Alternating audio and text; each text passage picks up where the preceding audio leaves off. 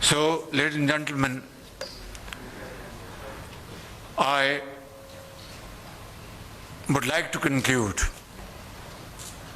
that nations are built not through magic wand, through hard work, and hard work, untiring efforts, unwavering commitment. And believe you me, when I leave this great country tomorrow, back to my second home, to my home in Islamabad, I'll be going back far more informed than ever before, far more impressed than ever before, far more comforted than ever before, taking great lessons from your great nation, from great leadership. And I think this is what we would like to achieve in Pakistan. Ours is a great nation, a nation comprising of 240 million people, and our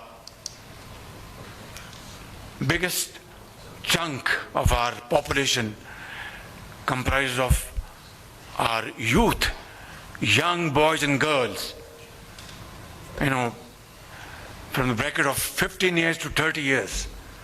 And alhamdulillah, they are very enterprising, brilliant boys and girls. We are providing them with great opportunities of having modern knowledge, acquiring modern knowledge in various walks of life.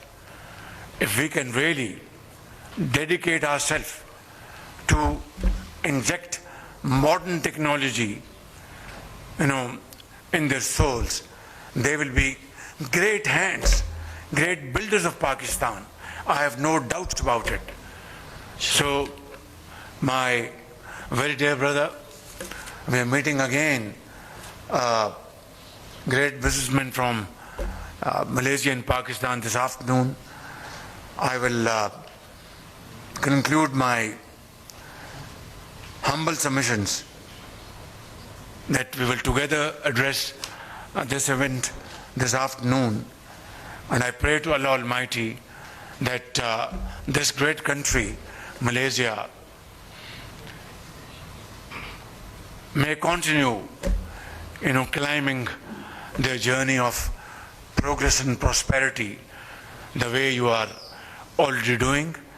And Pakistan, inshallah, will have this great partnership with you, with your country, to achieve our aims and goals of progress and prosperity in times to come, one day soon, through untiring efforts and walking exactly on the lines of Allama Muhammad Iqbal and our founding father, E'azm Muhammad al-Jinnah.